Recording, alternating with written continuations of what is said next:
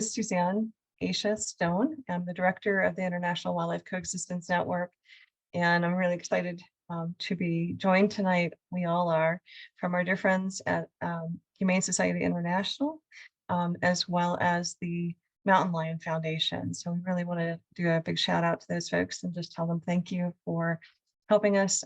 Also the Summerlee Foundation that helped make sure that we could actually do this webinar, and so their support has been just deeply appreciated. So we love, that's my cat making a, she's going to introduce herself now. That's really funny. So the normally quiet cat, she was coming in to respond to your ocelot, Allison. I also want to introduce our crew.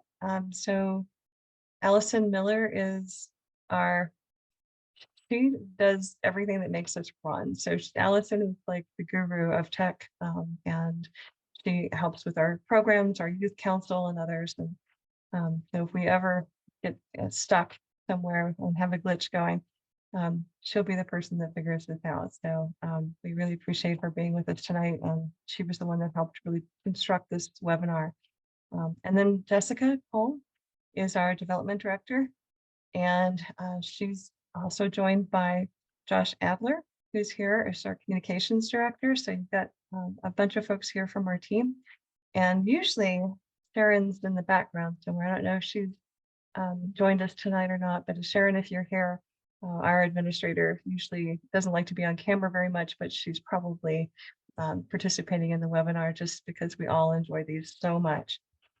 So I want to tell you just a little bit about IWCN, and also, just kind of the lay of the land.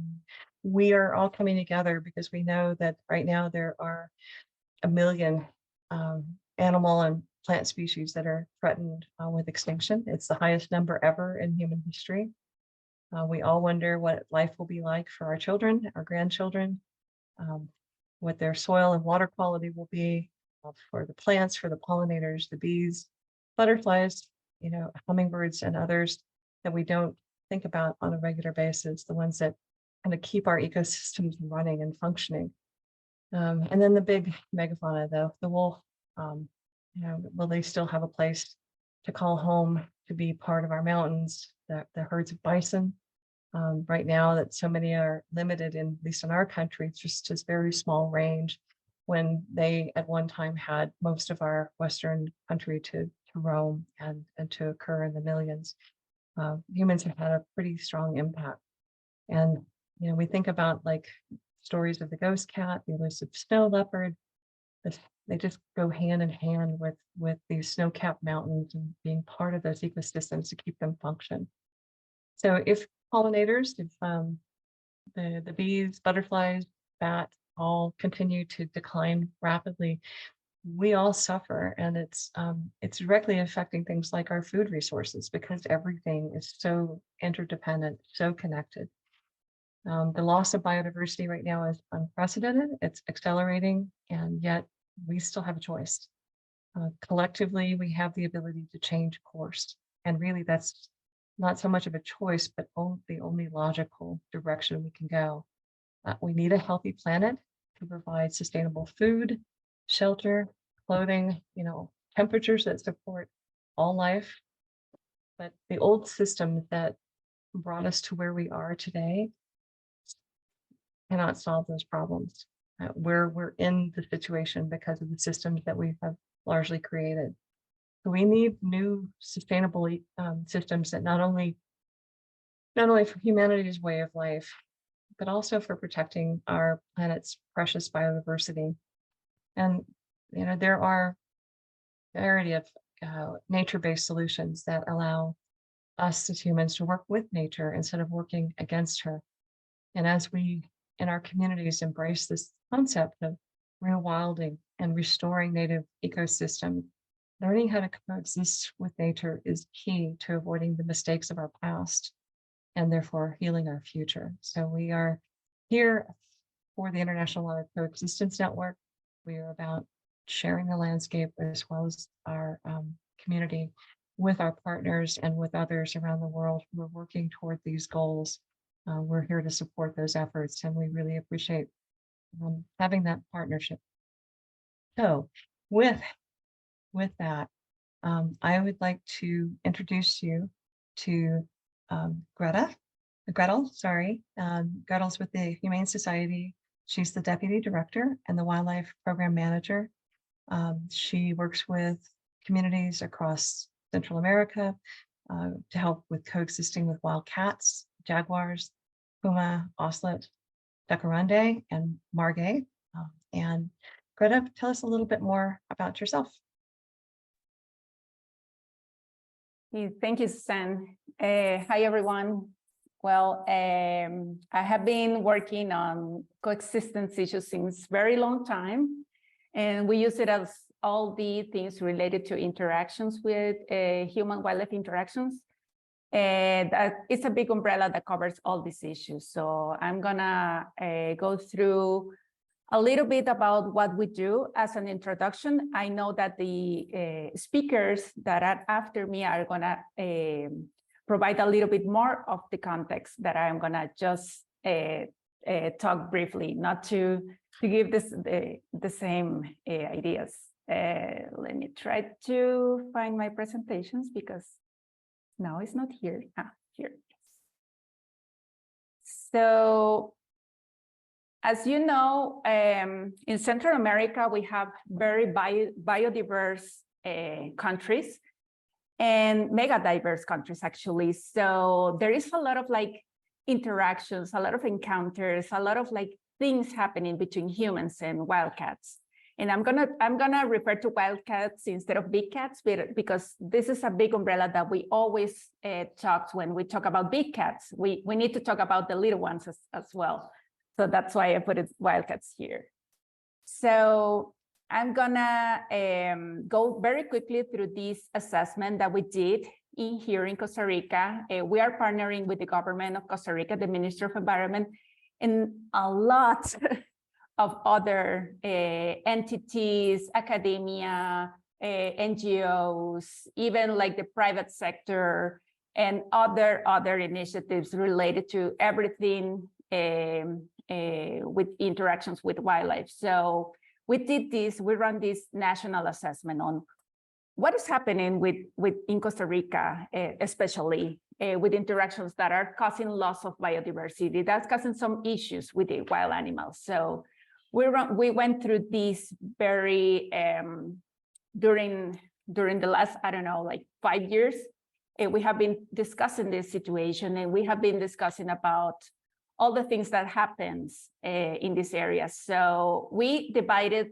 these kind of interactions in 4 big groups. The one that is referring to infrastructure, that has to be with everything related to human infrastructure and how this cause negative interactions or even conflicts with wild animals.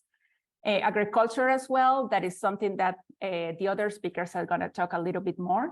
Human settlements, or even in the urbanism, in urban cities and like suburban areas, there is also some sort of like interaction with wild animals that we are going to see, especially with wildcats. And the tourism, as you know, Costa Rica and some countries in Central America are very, very touristy. So we face a lot of attention to our wild animals, and that's good if you run these activities very responsible. But if you are like trying to do just profit, you are gonna see a lot of negative interactions that has very bad influence on the wildcats and even with the big cats in Costa Rica. So about the infrastructure, as you know, we need to go to place B to place A, and we need to drive in some instances. So we have been seeing that this is a negative interaction with wild animals. I put it just a brief data here that 300 ocelots died in this like period of time, to 2013 to 2021 is 8 years of data. And this data is only when you find the animal, the actual animal in the highway. If you don't look at the animal, there is not a report that it has been made. So probably this number is higher than 300 animals, because sometimes the animals get hit by the cars and they run away, and they are ended up like dying in the forest or in other parts, but not necessarily in the streets. That's why this number is like just an approximate, that we only what we see in this occasion. Of course, we have other incidents from jaguars, pumas, and jaguarundis, and margays, and even the oncilla, that is another very small wildcat that we have here in Costa Rica, is suffering from this habitat loss or fragmentation, because at the end, it is a matter of habitat fragmentation. In the agriculture, of course, we have negative interactions with livestock. That is something that we always hear about when we talk about conflict, and when we talk about coexistence with wildcats or big cats, especially. And we noticed that it's a deficient practices on livestock management. And I'm sure Eduardo is going to talk a little bit more about this with the example in Argentina. But there is other deficient on other poor practices that happens with other farm animals, even like small farm animals, with hens, with chickens, and others, that other medium, small wildcats are going to go in and take advantage of these practices, or poor housing, etc. So there is also, of course, the component of human dimensions that, as you know, is very important for us when we are studying all these things.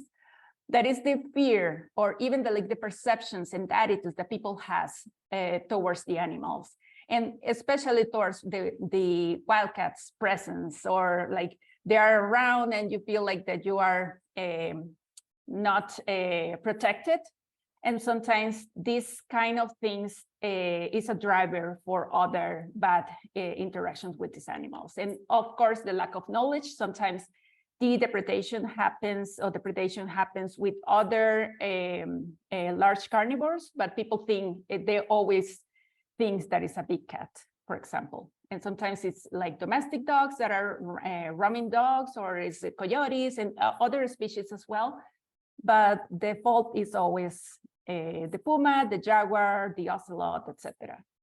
Of course, there is the retaliation about these issues. If I suffered a loss of some sort of like farm animal, I'm gonna take revenge of that, and probably I'm gonna hunt this animal. And this is something that we explore a little bit more, because sometimes when we see a lot of things happening without the hunting, because this animal caused me damage, quote unquote. So that's when we see a lot of like animals dying, but you will see the animal is not complete. Somebody stole their tail, or their teeth, or even like the hands and everything. So this is something that is always like linked, or not always, but it's something that happens. And human settlements, of course, there is negative interactions with cities as well, or even like the suburban areas as well. We have encounters, some like young males that are like exploring new territories, or they are around, and the cities are like growing and growing. So we have, it's getting more common to see wildcats very close to the cities. And of course, as a consequence of human settlements, we will see a lot of animals killed by cars as well.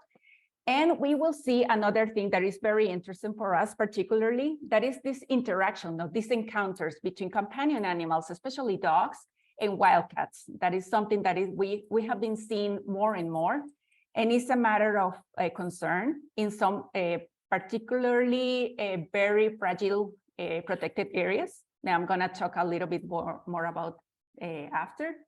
And of course, this leads to the predation of companion animals. Here in Costa Rica, we have a lot of reports of jaguars eating dogs in certain communities, especially in some low season from other prey. So this is something very important. We always try to make our point. That is, wild animals live in all national territory without no exceptions. They don't know boundaries. So this is very important when we are talking about wildcats or big cats.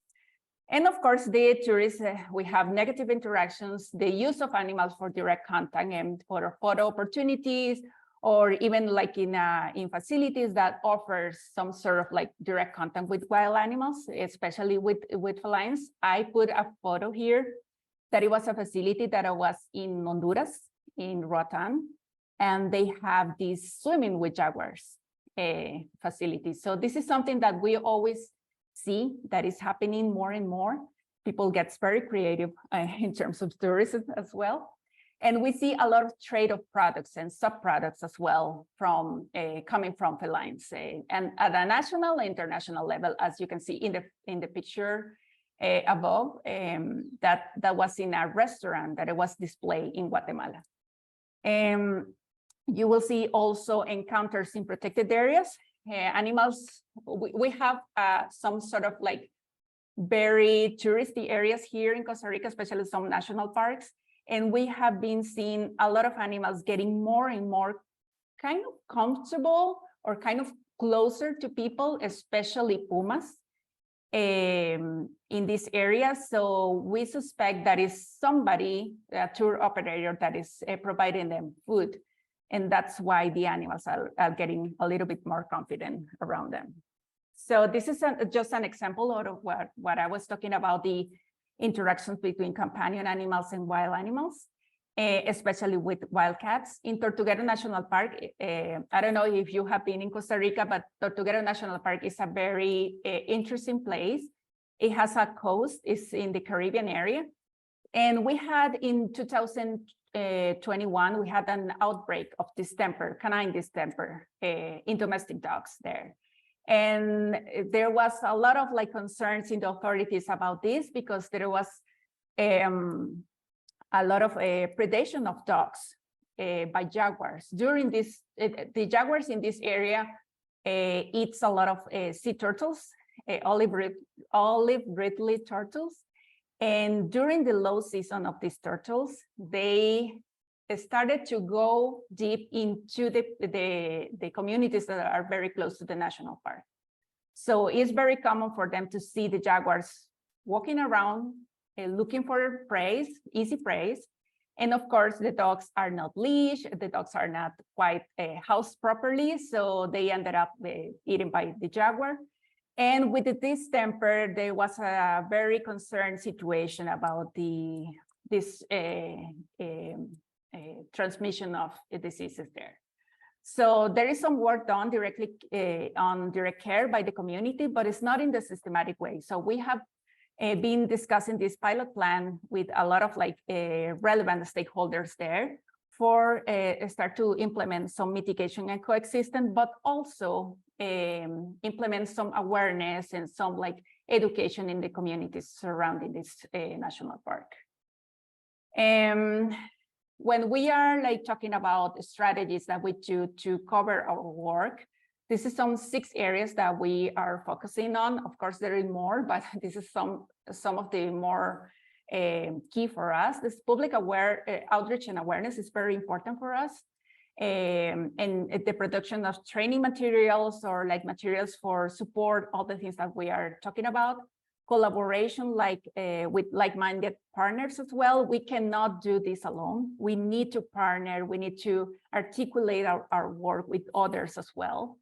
And to work with the communities as well, and capacity building and trainings with the governmental entities and other relevant stakeholders. And of course, always looking for strengthen or to even implement the legal framework. And this is something that we are doing in El Salvador as an example. We are a part of this very, very big initiative that is the conservation plan, the National Conservation Plan for wildcats there. And they are focusing on the 4 species that are happening in El Salvador, that is pumas, margays, jaguarundis, and ocelots. They don't have jaguars. There is extinct in El Salvador as well currently, but they have some suspects that in Honduras, that is the border area, it might be some sort of crossing borders with some jaguars there, but This is not confirmed. So they have some priority actions, and we are working with them in the feline-human coexistence and other threats as illegal wildlife trade as well. And this is the areas where the pumas had been seen, and we are working especially in this area here. And this is this is a very interesting case, and that's why I wanted to talk about it, because El Salvador, for a long time, they said that they didn't have any big cats. They only have small cats. And now they started to put some trap cameras, and they found out there is a very healthy population of pumas there. So this is a very important milestone for them, for the government, and they are continue doing some work on this with our support as well. This is the campaign that we run with a lot of stakeholders, Ministry of Environment, CITES authorities as well, the police, about how to report some sort of irregularities on interactions or illegal wildlife trade and those kind of stuff. And we perform as well a lot of capacity building with some of the communities. This is a photo of a very, very far away community where we run this workshop on the municipality actually. And it was very, very, very nice to see all the people that are constantly there. They are living these interactions, encounters, and you have to call them to work with you as well. This is of course, it's very important to have messaging on social media as well. And we have been doing that in our social media. And of course, we have some sort of materials, fact sheets on promoting a lot of healthy interactions, not direct contact and everything, with this project that is called Costa Rica Silvestre, that is translated as Wild Costa Rica. And you can find a lot of materials to download. Is of course in Spanish, but there is a couple of fact sheets that are in English as well. So this is all for me. Thank you so much. This is a photo. It was a video, but I don't know, my presentation didn't work with the video. So this is a screenshot of a puma that they caught. It was is a mother that is actually calling their young. So thank you so much. Thank you, Grettel. Wonderful presentation. And we have a lot of questions already. Just a reminder for folks, if you can, please put your questions in the Q&A section down at the bottom, because that's easier for us to track down there. We'll make sure we hopefully don't miss anybody's question there. So we're going to go from Costa Rica. Are you guys ready? Buckled up? We're now going to Argentina. And so we now turn to our guest. Let's see. Yeah, I'm losing my screen. Okay. Dr. Eduardo De Lucca, who's been studying puma in the Pampas region, the ecoregion, since 2009, with a focus on conflict mitigation and identifying viable non-lethal interventions to protect the future puma in the region. So we are delighted to have you. Thank you so much for joining us, and we will turn this over to Eduardo.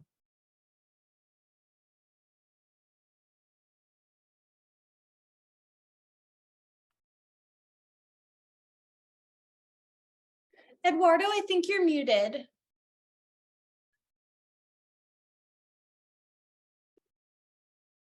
There we go. Yay. Well, hello. It's okay now? Hello. Well, I've been working with pumas since 2009. I am a raptor researcher indeed, but I started working with pumas in 2009 in the Argentinian Pampas.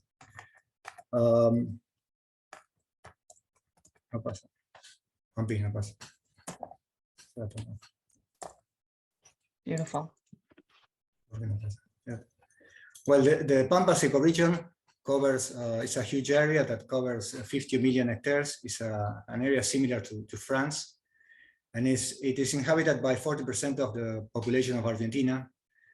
It's an area mostly occupied by plains and grasslands, modified area, agricultural fields, only interrupted by a mountain system in the south and a lagoon system in the north part of the ecoregion. This ecoregion is divided in 4 subregions. the undulated pampa, the depressed pampa, the austral pampa, and interior pampa. I focused my activities during this last year and a half in the austral pampa and in the interior pampas, because from here came the majority of reports of puma presence and puma depredation incidents, no? And pumas being killed. Well, a little bit of history of the puma in the Pampas is a history of extinction and recolonization. By mid-20th century, the subspecies assignated to the Pampas had been exterminated from most of the Pampa district. And for the 20th century, we only had 2 concrete records.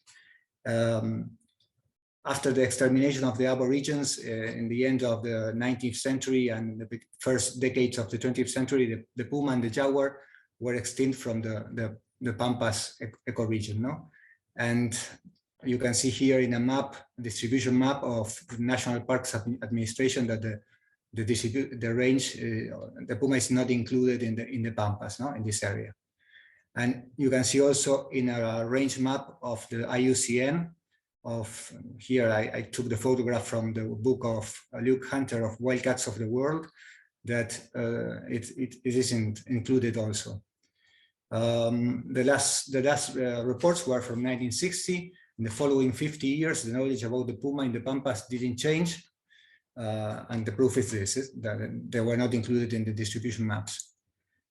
So 15 years later, in 2009, I started a project to search for information of puma presence in the Pampas to find out, finally finding out that 2 reproductive populations were present in 2 areas, in the lagoon system of the northwest of the ecoregion and in the mountain system of the south. This is a lagoon system, this is a mountain system. I also gathered data about conflict obtained from interviews with ranchers and hunters. In the following years, I traveled to other areas, obtaining many concrete records, which made clear that a recolonization process of the entire ecoregion was taking place. And between 2010 and 2020, 4 scientific papers were published describing this phenomenon. No? I collected hundreds of reports and concrete records of puma presence. And this is the map of the Buenos Aires province, with most of the counties with municipalities with reports. Well, so the information gathered in that decade indicated that the pumas were recolonizing the Pampas, and that many were being killed, mainly in retaliation for livestock depredation and also opportunistic hunting. In October 2021, I received financial support from IHSI, from Humane Society International, and I started, and I could set new goals for the project. They were to update Puma conflict in the Pampas by interviewing ranchers, to obtain information about attitudes, perceptions, and quantification of losses, to identify the hotspots, to identify non-lethal interventions with chances of success in their implementation, and to provide advice to ranchers about non-lethal interventions and inform them about the disadvantages of indiscriminate puma hunting. These are photos that are sent to me by the ranchers and hunters, unfortunately.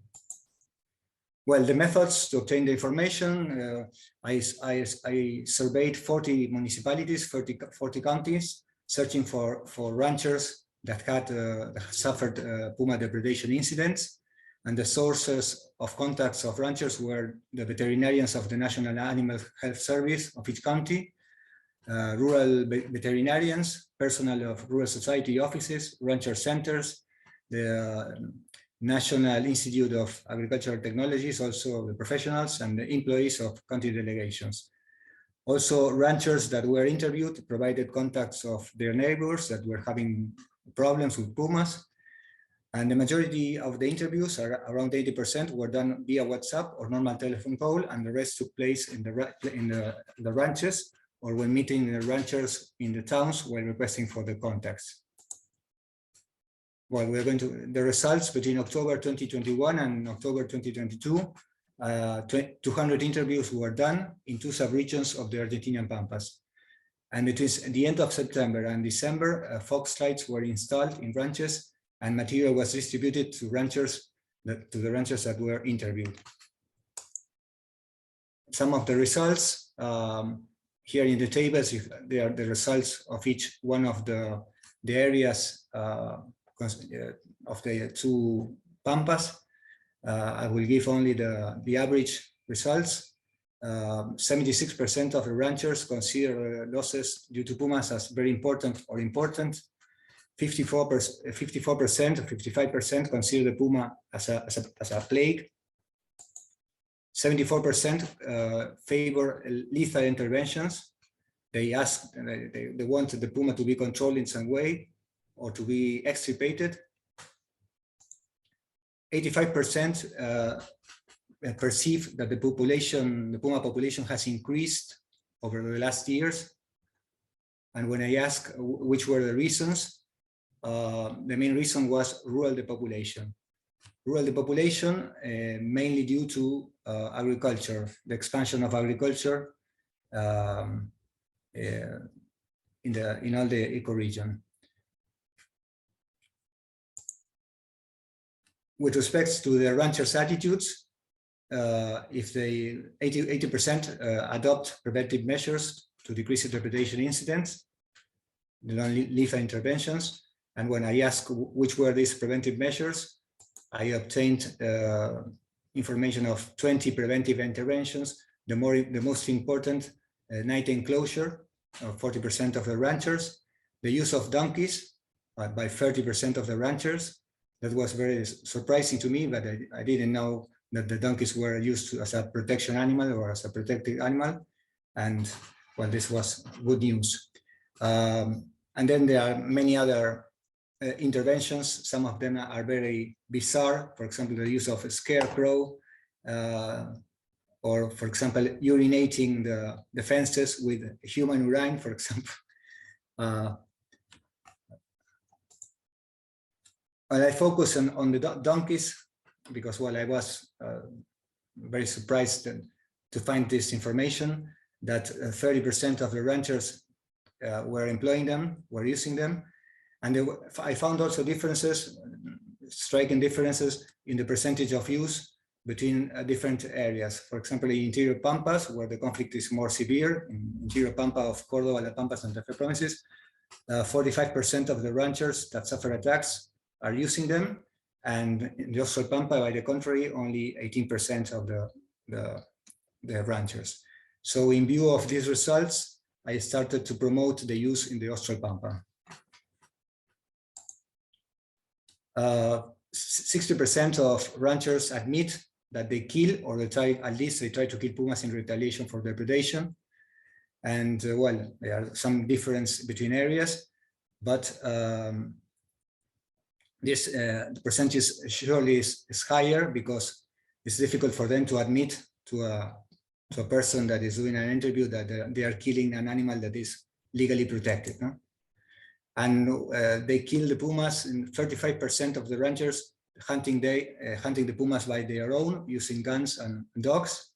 20% using cage traps. 10% are paying hunters or allowing hunters to enter their ranches to hunt. And luckily, the use of poisons and steel traps is not so widespread, only 6% and 3% more or less. Here, some photographs. These ones are sent to me by hunters, and the ones of the cage trap and the steel traps, where I photographed them in ranches, in this one in Buenos Aires province and this one in the Pampa province. Then I try to have results about the impact of puma depredation.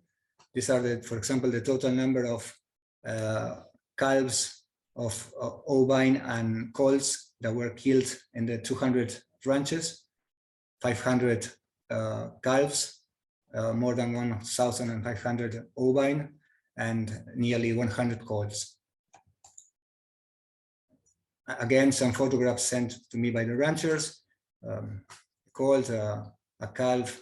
This is one case of surplus killing. It's very common, where many sheep were killed in one episode.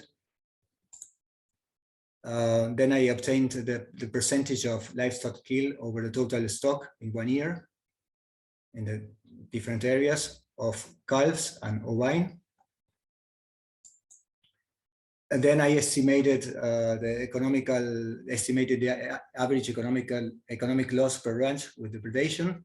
It was around $2,000, but a more realistic number is $700, because there are some ranches where the depredation costs are very high, are elevated. For example, pumas killing cloned colts of the ranch of the most important polo player of the world. Negative perceptions and attitudes are not only due to direct livestock loss, but also because of impediment of production, and in some areas aggravated due to fear of being attacked. Nearly 6% of the ranchers are afraid of being attacked, or mainly their children. And surplus killing dramatically increases intolerance, and it's very common, unfortunately. For example, in the Austral Pampa, where there are more sheep herders, 45% of the ranchers say that they have suffered surplus killing incidents. And in the other areas, 28%, in average 34%. Well, other activities were to produce free documents, free PDFs, that I sent to ranchers, with the first one with this one, the left, with general recommendations to diminish depredation incidents. In the center, the use of donkeys as protected animals and recommendations for their correct use. And the third one, information about the use of fox lights. With some results, I included some results of the 200 interviews that I made.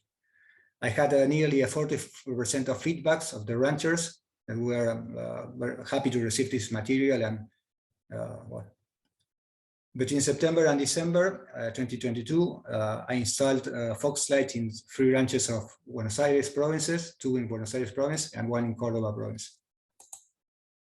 Well, in the ranch number 1 in the interior Pampa in southern Córdoba province, I installed 4 fox lights. Several months, 8 months ago, more or less.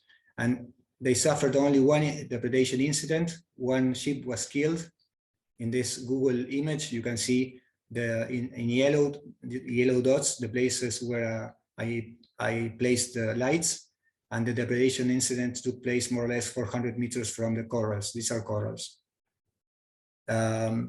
The light number 4 was placed in an open field to protect calves.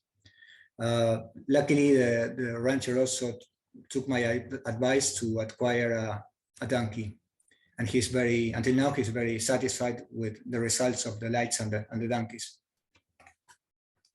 In ranch number 2, more or less 700 kilometers apart from the first one, in Austral Pampa, I installed 2 fox lights 5 months ago, and only 1 sheep and 1 calf were killed, also more or less 400 meters away from the lights.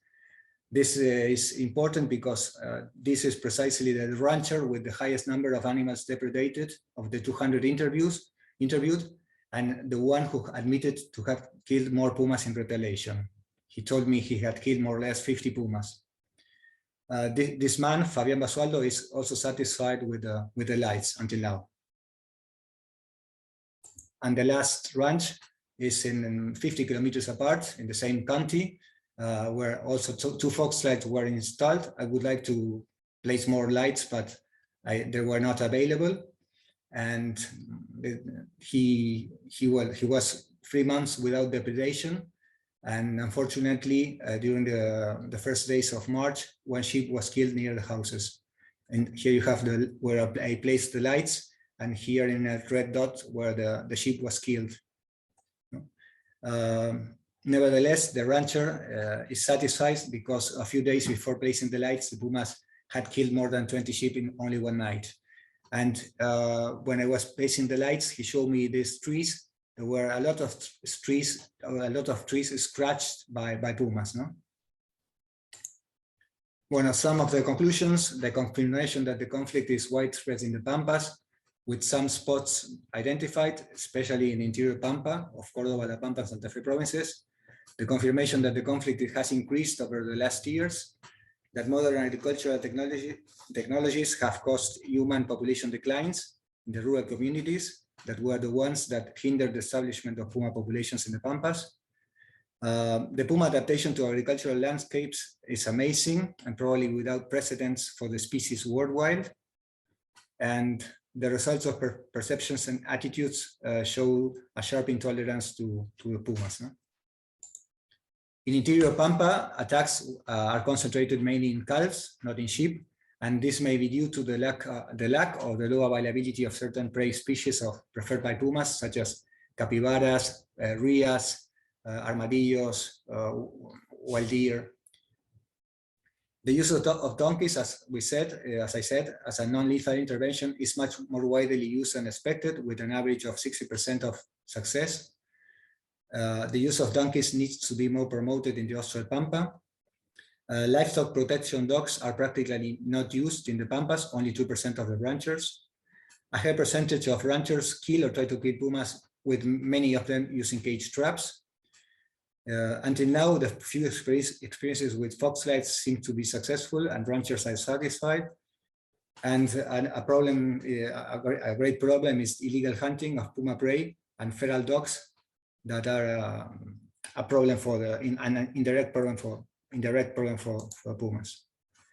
The next steps will be to start researching the other two Pampas, the remaining two Pampas, the depressed and undulated Pampas, to visit ranches at hotspots to identify the predation determinants and assess in situ the feasibility of implementation of non-lethal interventions. Continue to search ranchers that are suffering depredation incidents to provide the material and advice. To hold events with ranchers to share the results of these interviews and discuss the possibility of implementing some of the interventions for conflict mitigation, especially donkeys and lights. Investigate why donkeys seem to fail as protection animals in some ranches.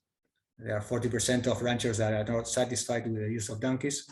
I would like to know why.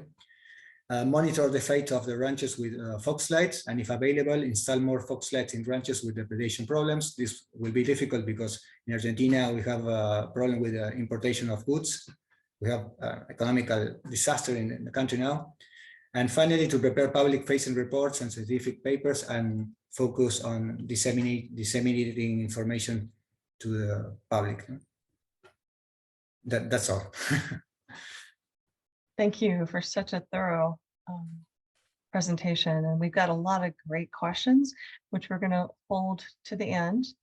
So we are going to switch now, and we're going to go from Argentina back to the Western United States. And Gowan Batist is the co-owner and manager of Fortunate Farm, fifth generation sheep rancher, that she's going to share some of her success stories of utilizing non-lethal methods to protect the farm's livestock while coexisting with puma, including the use of electric fences and livestock guardian dogs. And with that, we very much welcome you, Gowan.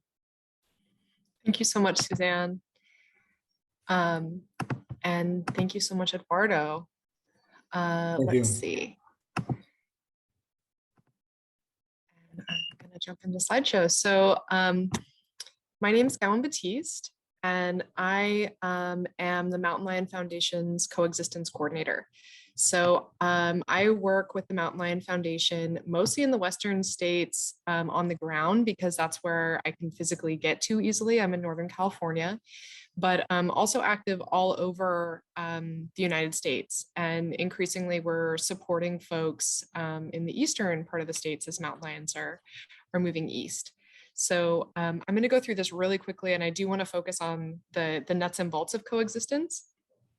But I'm one member of a team. The Mountain Lion Foundation does all sorts of advocacy work for mountain lions, including policy, rescue, advocacy for mountain lions that are in sanctuary settings, and all kinds of help for people who are living alongside these amazing animals. So a lot of what we are focused on is helping smaller scale people manage their own livestock, but we also look at everybody interacting in mountain lion habitat. And if you're in the United States, you are in current or former mountain lion habitat, no matter where you are, including downtown in a big city. And so this big cat, it's native to all over the continent. As far south as Eduardo and much north of me. And it's amazing how successful they've actually managed to be in this modern era. So this is their range, and you can see in yellow on this map, that's all former mountain lion habitat, and some of them are started to head back where they came from, back east. They've been here for over 300,000 years. They've co-evolved alongside humans for an immense amount of time. And they're also not necessarily always used to being apex predators. They coexisted with dire wolves and short-faced bears and cave lions. In the colonial era, post-colonization of the United States, and until very recently, in a lot of places, there was a bounty system in place where the government would actually pay people to eradicate them. A lot of the eradication and extirpation in the eastern states was accomplished this way. In my home state of California, there's now protections for mountain lions, including a ban on hunting, but there is still a lot of killing of mountain lions, both intentionally and unintentionally by humans. And the bounty system was only ended, again, fairly recently here as well. So obligate carnivores, they're solitary. They are very, very shy. It's one of their notorious things. Theodore Roosevelt was famously scornful of how shy and cowardly they were. He was hoping they would be more aggressive. They're really critical for ecosystems. And part of like what we really enjoy studying and promoting is how amazing it is for an ecosystem as a whole to have mountain lions present. They will increase biodiversity in everything from butterfly species, understory species, all the way to aquatic invertebrates and beetles. So they're an exceptionally powerful species, not just for the ways that they impact ungulate behavior, but also because so many other animals use their caches where they hide their prey that they hunt as a source of food as well. I'm going to go very quickly through a lot of these, but I want to draw attention to the changing climate conditions when we have wildfires, especially in the Western United States, or when we have drought years. Ungulates come closer to people and mountain lions go where the ungulates are. So this picture is from Clark County, Nevada, and it's bighorn sheep on a golf course. Well, that's going to lead to a mountain lion on a golf course, and then that leads to a lot of panicked people who don't know what to do about a mountain lion on a golf course. And oftentimes that's where I come in. Often what we're dealing with is response to what we get told by like the California Department of Fish and Wildlife, who've told us that upwards of 80% of their depredation calls where people are looking for a permit to lethally remove a mountain lion comes from homesteaders, so people who have fewer than 10 animals. So we spend a lot of energy on that scale because that's where a lot of conflicts are happening. And often these are people who live on the urban wildlife fringe. Often it's people who are new to keeping livestock, but we also do work on a really large scale as well. Thankfully in California, we have a 3-strike rule. We have a system in place that requires some accountability and requires some proactive tools to be used before a permit is issued, but these laws are often not followed and violations of these laws are often not prosecuted.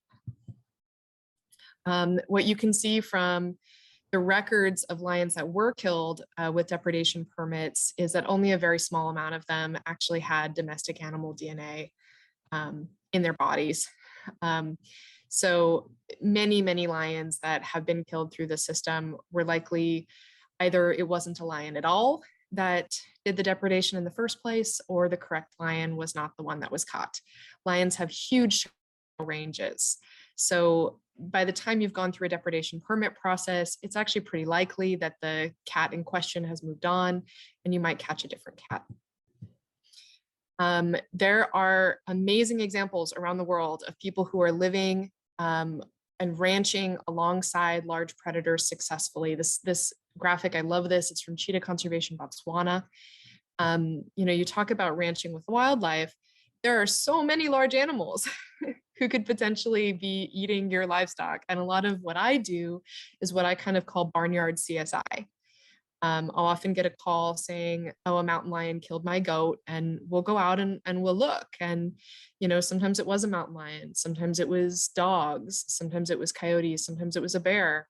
And charts like this are very, very important. And this is a great tool. This is a tool that I often will use with people in the United States to talk about just the differences and being able to identify. One of the things about mountain lions being so unknown and kind of elusive is they're a great species for projection. When something scary happens, people will often jump to the conclusion that it's a mountain lion. And it's actually quite often that, when we put up cameras, when we do examination of dead livestock, the number one most common animal in my experience has been loose domestic dogs.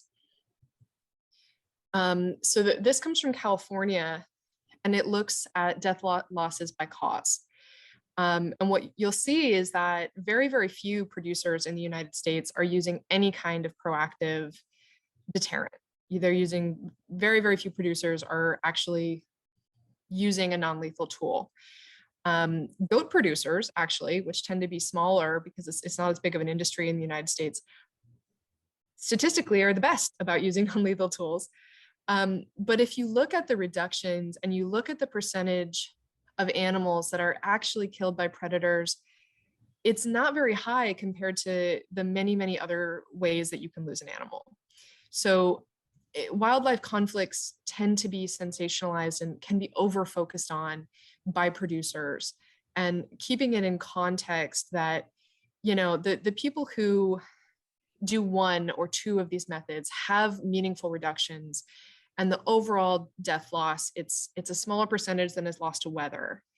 And a smaller percentage than is lost to disease. And that's important to keep in context too.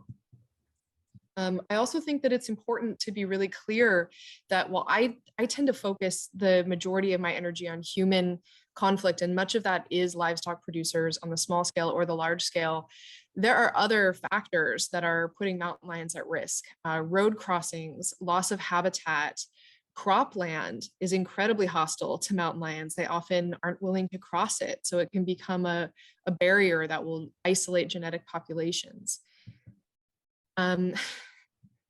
So this photo is from one of our fences on a project that we were doing. And you can see this that's a little bit of coyote fur on an electric fence. There is this misconception that in order to do coexistence work, you must be a bleeding heart that loves all wildlife. One of my favorite coexistence stories was actually a family that was having bear depredations on their chicken coops. And they finally actually built a bear-proof chicken coop and put a big sign up in front of it telling the bear to keep out, and using very rude language towards the bear. And I actually kind of loved that because,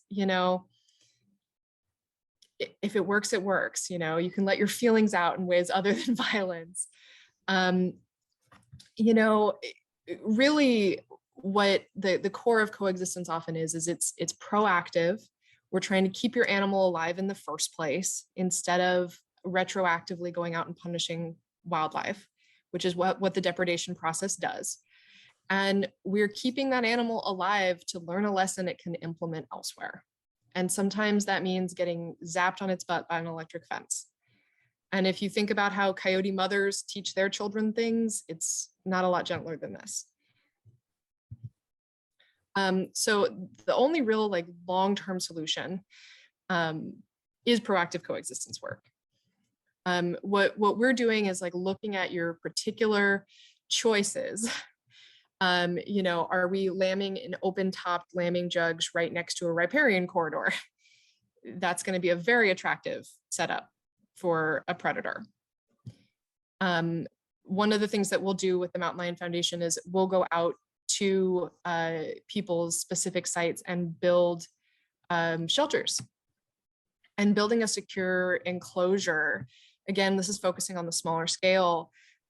We have helped people retrofit trailers, which is what is going on the left, a livestock trailer that you can just park in a field and even use temporarily. We've also built kind of chain link type enclosures around a wood structure. And we've up-armored existing barns. Oftentimes when these depredations happen, a really classic one was at a high school agriculture program. They had a perfectly secure barn, it just didn't have a door. And after getting away with having no protection for their animals for years, they had a mountain lion depredation of a goat. Their animal program was right next to a stream bed corridor, so a perfect travel corridor for deer and mountain lions. And a mountain lion jumped the fence and killed a goat. They wanted to go straight to a depredation permit process, and they were citing concern for the safety of the children. We came out and helped them enclose the structure that they already had, build some additional secure pens, and set up some motion activated alarm deterrents. And they haven't had an issue since. So deterrence, we talk about deterrence and exclusion. So exclusion is removing the access to the predator. So exclusion is, nope, you can't get in here. We have a fence, we have a shelter, and then deterrence is changing their mind, turning them around. So Eduardo was talking a lot about using fox lights. We use fox lights quite a bit. Fox lights are fantastic in broadacre situations on large pastures. We use smaller motion activated lights for people that are living closer into neighbors, because fox lights can be pretty disruptive. If you're close into houses, they're very bright and they go all night long. Bell collars. We've done a lot of research into the efficacy of bell collars, turboflagery, human presence, changing the way that you run your livestock operation. Even just something as simple as letting your sheep out at 8 a.m. instead of 6 a.m. Can make all the difference in the world. So talking to the individual ranchers, the individual homesteaders about how they're running their operation. We also really advocate well-trained livestock guardian dogs. This is one of my dogs on the left here. This is Chago, and this is Chago with a newborn baby lamb. And educating people in America, the United States of America, but also the Americas more broadly about livestock guardian dogs is really interesting, because they really don't have a tradition of use here like they do in Eastern Europe and Northern Europe. This picture over here on the right is really the difference. You know, this is a Great Pyrenees on the inside of the electric fence with the sheep, and then that's an Australian Shepherd, which is a herding dog on the outside. Oftentimes, you know, working with people to be able to implement livestock guardian dogs successfully is a lot of work in its own. We have mixed results with donkeys as deterrents. They definitely do work. They do have some success, and we find about what Eduardo has found with about 60% satisfaction. Livestock guardian dogs can be anywhere from 96 to 98% effective, depending on the study you look at. They've been looked at all over the world in different settings. They work very, very well, but they also require training. They don't eat grass. They need to be fed dog food. They need to be insured. They can be, high liability. So working with people on if and when and how to establish use of livestock guardian dogs is another big part of what I do. Temporary versus permanent fencing. It is very hard to fence a mountain lion out. It is almost impossible. Let me get this back up. So I don't generally advocate for that. We don't want to feel like we're living in a penitentiary. And most of us couldn't afford to build this fencing anyway. But we do often use temporary tensioned electric mesh. So learning how to use and install electric mesh fencing can go a very long way. Like I said before, we focus a lot on smaller scale ranchers because statistically they are having some of the most documented challenges with the CDFW currently. But my background is more broadacre. Our flock scale is more broadacre, and we also do work with professional producers who a smaller barn shelter wouldn't work for them. Their flock wouldn't fit in it. And using electric night pens or using electric pens during periods of particular sensitivity and increased risk of predation, like around lambing and calving and kidding, can be a really effective tactic. Mountain lions can absolutely jump a 42-inch high electric fence.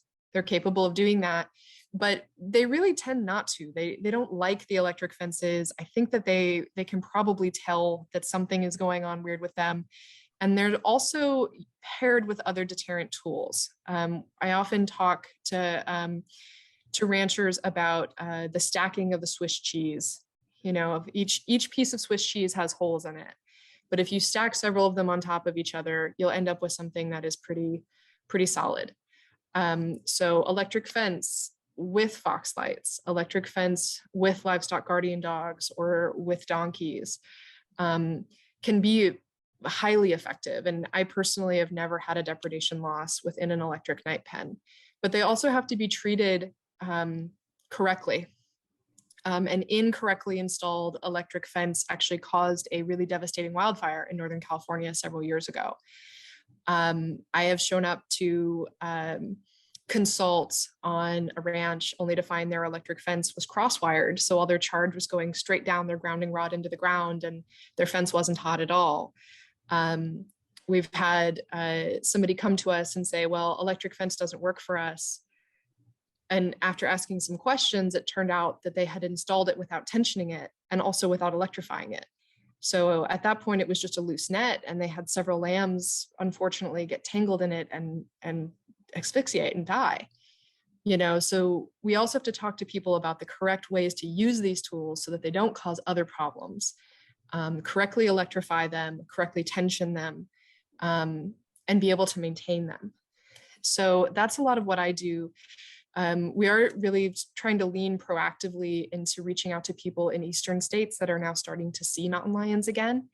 Often these states do not have breeding populations. They have dispersing individual males, but they may have breeding populations in the near future, and the people who are living there would do well to get empowered now about how to use these tools. So these are all, you know, most of these pictures are my flock. My livestock guardian dogs, my herding dogs. And, you know, we put this into action every day. And we went from having about the same typical number of loss, the average loss percentage every year that most people have, around 10 to 15%, to zero. We haven't had an animal depredation loss in a number of years. The one mountain lion that we did have get into an electric fence got escorted right back out of it by a livestock guardian dog without either of them touching each other. So, you know, these tools do work, but they also do require a different kind of relationship. And part of the shift that needs to happen is a management shift and a shift in the way that people think about how they are operating on the landscape. And what I would really love is to have a generation of ranchers coming up who think about mountain lions on their landscape as a sign of success and as a sign of security. Having a well-fed, happy adult mountain lion claiming your turf is the best thing you could possibly have going for you. They're much, much safer than having a constant influx of juveniles, which is what happens in the aftermath of a depredation killing. So stable, healthy mountain lions are safer to live around for livestock producers than harassed, unstable mountain lion populations. So thinking about our role in the ecosystem as understanding that we are safer with them than we are without them. and that coexistence is a relationship, and it's going to require flexibility over time. Foxlights work best when they're occasionally moved. Animals can get used to your system and the same way of doing things, so that these are not mechanical systems. You can't set them and forget them. But if we can train people on theory and on an approach that takes into account the needs of their domestic animals and the needs of wildlife, it's entirely possible for both to coexist really safely and really happily. So that is a little snapshot of the work that I do. Thank you. Alan, thank you so much. That is fantastic. I am just struck again by how similar a lot of our techniques and approaches are the same between like the wolf project that we work on here in Idaho and what you're doing with the pumas. And so it's we knew that we were having less predation on the sheep in our project areas. We've got 20 to 25,000 sheep running through there. Yeah. Even by mountain lions, by coyotes, by black bears, and all of that, these tools can help us coexist with all of these wildlife. So I'm really grateful for you and your work. It's, yeah, really appreciate it. And, part of it is defining success too. I was asked a question by a researcher at the Hopland Research and Extension Center near us. They did a study on foxlight use, and they were recording any instance of a predator on their cameras in an area with foxlights as a fail for the foxlights, and weren't taking into consideration whether or not the predator actually did any depredating. And we were able to talk to them and convince them to adjust their study parameters, that a predator that passes through a field without actually killing anything is a foxlight success. That we don't need to completely eliminate them from the landscape. We just need to discourage them from hanging around for lunch. Yep. Exactly. We have a whole bunch of questions. In fact, so many questions that I don't know that we'll get to all of them tonight. But I'm going to bring Josh in, and so he can help us kind of shepherd us through the questions. And then we have a video for you guys at the end. If you decide you'd like to make a donation, we are going to be putting all the donations we received from this webinar tonight for doing jaguar. It's my cat again. Jaguar outreach, and we're just really excited to have everybody here. So Josh, are we ready to stack up these questions? Yeah, just want to say special thanks to our speakers, Grettel from the Humane Society, Dr. De Lucca, and Gowan Batist. Thank you so much. That was really, really fascinating and insightful. So we have a lot of questions. As Suzanne said, we'll try and cherry pick a little bit here. Here's a question probably a lot of people are concerned about post-pandemic on lessons learned about the distemper outbreak in Costa Rica. What efforts do you feel are needed to protect wildcats, domestic animals, and humans from disease transmission and potential pandemics? Yeah, I think there is not just one recipe that fits all. I believe that is a very comprehensive and holistic approach that you have to take into consideration, and not just, for example, responsible ownership or vaccination or veterinary services in these very far away communities. But it's also like awareness, scientific data that supports, like if there is actually transmissions happening, that's very important. And that's why I believe that is a holistic approach, and with a lot of relevant stakeholders, not just NGOs or not just the community. It has to be a local government involvement, central or national government involvement as well. So it has to be something very comprehensive and very stable through the time. We cannot do this 1 year because everybody's freaking out or something. We need to continue and to follow up this on the long term to see results. That's at least that's why we are trying to do here. It's a very challenging situation, but we are trying. Yeah, it's a great point about all this coexistence work. Is there's no silver bullet. It's very complex. It's layered. Requires education, awareness, coordination of different efforts. and working with people's attitudes. So it Yeah. makes it Well, And complex. bullets are lethal. We don't want to use silver bullets anyway, because they're Right. lethal. And So, yeah. Fair enough. Also, Fair enough. management and biosecurity of domestic animals goes a long way towards safety for wildlife. One thing we deal with mountain lions in California is pseudo-rabies, which is actually a herpes type virus that is common in feral hogs and is not fatal to the hogs, but is fatal to felines and particularly mountain lions. So controlling feral hogs protects mountain lions. We also have a confirmed killing of a mountain lion elsewhere in the United States from avian influenza. So controlling avian influenza in domestic poultry also protects mountain lions. I'm from Pamela in Michigan, I believe. Living in North America, what are actions I can take to help wildcats in Central and South America? Well, I believe everything is interconnected. There is no, we cannot talk just about like populations in these countries. We need to talk about at the level of species. And that's very important. And what happens sometimes is that we are very focusing on our species and our countries, but be in situations or activities like this one, for example, we'll learn each other about what is happening. And for example, for Argentina, it could be something that is very, very successful, but maybe this same measure is not that successful in other countries because of the animals' particularities. And so it's very important to be able to interchange knowledge and to be able to share that knowledge and not just like, I don't know, have that knowledge for myself. It's very important to share it to the world. But I believe that in other interactions that are happening, for example, in tourism that I was mentioning, it's very important that you have to keep that same ethical and best practices with the animals that you're visiting across the world, not just the countries, because it's a regulation on the country. I'm gonna go swim with jaguars in Honduras just because they allow it to, although it's not allowed, but they did it anyway. But I'm not gonna do it in Costa Rica because it's illegal. We need to keep that consistency and to keep it as a habit on our own lives as well.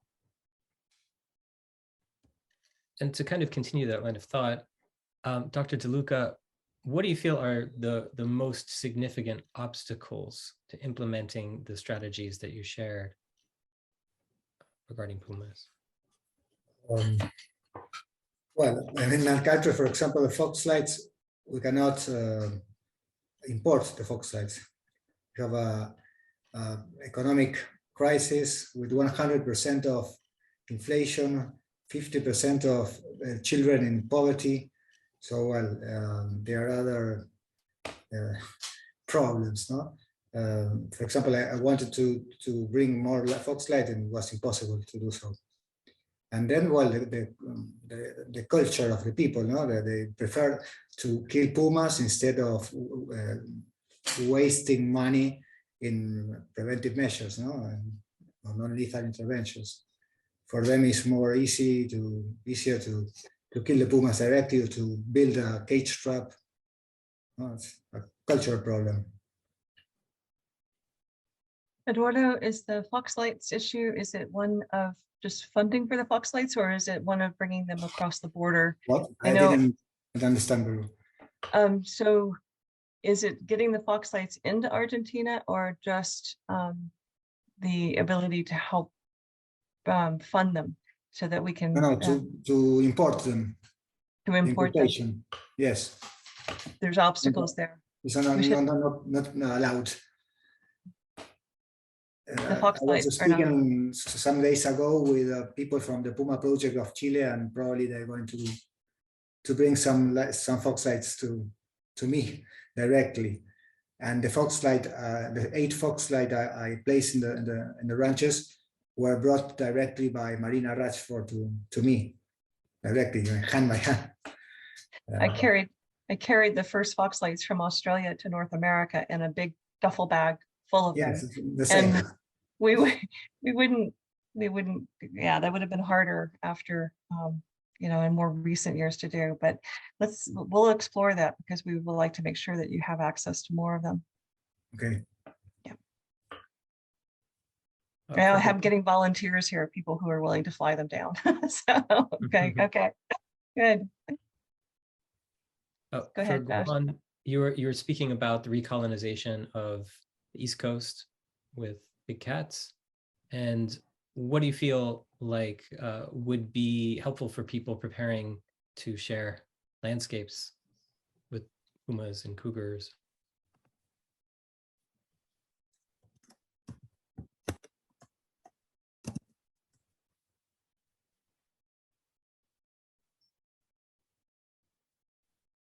I'm sorry, maybe. Ellen, did you hear the question? I think it's probably directed.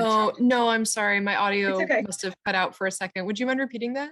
Yeah, no problem. So you were talking about the recolonization of eastern landscapes in North America by big cats.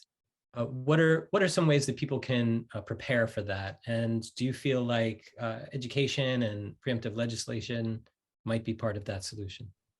I feel like education is the most important part of that. I think neighbors talking to neighbors is incredibly powerful. I think if people know their local 4-H or FFA clubs, you know, connecting, I mean, we're more than happy to do Zoom meetings to individual clubs, neighborhood associations, things like that.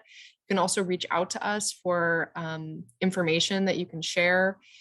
As far as legislation, there may be a role for that at some point, especially if the breeding population does establish. But I think the main thing is to start living as though you are living with mountain lions, which would mean to implement the basic, you know, some common sense safety measures that are a good thing no matter what. You know, take a flashlight with you if you're walking your small dog at night, you know, consider installing motion lights on the outside of your barn. Those are tools that are going to benefit you no matter what your predator concern is, or even, you know, for basic physical safety, if you know, were to like slip in a puddle, you know, these are things that are going to be helpful no matter what. But will also help prepare for the reintroduction of this species. And I do think that, you know, when it's something that's important to remember is that citing a native animal in its native habitat is not an emergency. And often when these animals, these specific cats are going east, it gets reported on Nextdoor, people talk about it on Facebook, it goes in local papers, and it acts as if there's really anything anyone needs to do about it. And for the most part, there really isn't. Not feeding hysteria is important. And for anything beyond that, you know, we're really, really happy to be a resource, especially in areas that now are starting to see individual cats come back in. If there's, you know, wool growers associations, you know, farmer groups, granges, reach out to us. We also have a question about why aren't the laws in California being enforced when it comes to poaching? You know, I think that a lot of it is just due to the inaccessibility of a lot of the rangeland that's being managed. There's unfortunately all too often in discussions and farmer forums that I'm in, when people are asking coexistence questions, there'll be a few practical actual answers, but then there'll also be a bevy of replies that are just SSS, which means shoot, shovel, shut up. There's a culture of doing that. It would be pretty hard to enforce that if people are out in the middle of nowhere. I also think that there's a tendency to have a kind of a good old boy culture. Neighbors are really reticent to turn in their neighbors, which I understand. But so there's a lot of this that is still going on, that's not being reported, that's not being documented, that often people feel very comfortable talking about or even bragging about in public because they know it won't be reinforced. And part of that is the lack of personnel and the lack of resources out in the country. And part of it is the difficulty to prove that anything happened at all. So we do, there are some cases where people have been prosecuted, but they've been mostly either urban or on the urban fringe. So while we have these protections in place, there's the physical geographic isolation, and then there's also like a cultural gap that we need to fill. So I think that the most important thing is to be communicating openly with neighbors, to not treat ranching communities as the problem, but to build relationships and build alliances to shift cultural perspectives. There is no department of the government that's going to be going and scouring everyone's pasture every day to make sure people are following these rules. Thank you. Yeah. One last question, but it's for the three of our speakers. Eduardo, you brought up in terms of people's fears about attacks on humans by pumas, and I'm just wondering what are the realities of those fears when it comes to the fears of attack is low because of the 200 ranchers that had suffered attacks. Not every rancher. Ranchers that had suffered attacks or are suffering attacks of pumas. It's only 6%. Only 6% of the ranchers are afraid, and they are afraid because the puma presence is like a novelty in some places of the Pampas. No, the recolonization process in some places is very recent. So they are not used to coexist with pumas. So it's obviously they are afraid. But the reality is that pumas, at least in Argentina, we have only 2 fatal cases in all our history. It's different in the United States. No, pumas seems to be more. We call them the friends of the people, no, because they never attack people practically.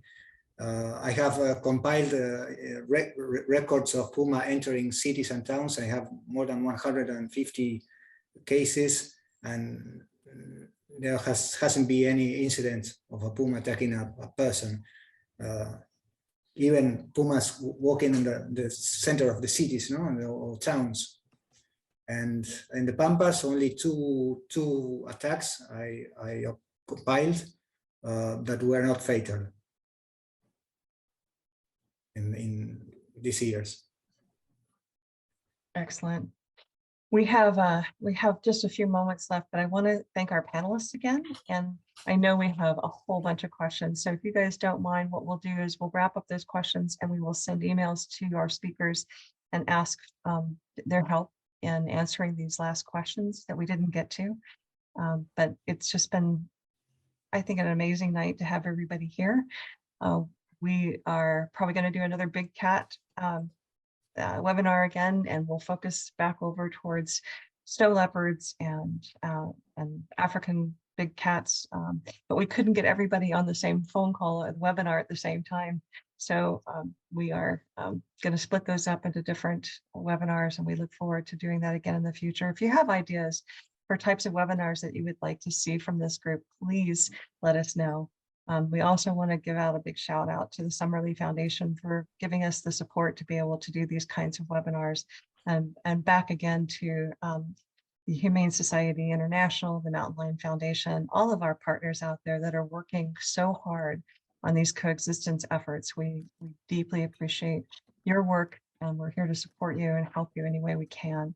We have a short video at the end. If you don't know a lot about the International Wildlife Coexistence Network, you're welcome to stay and watch our 4-minute video. And with that, I want to let our speakers go with all the applause that we can give you of the work that you're doing.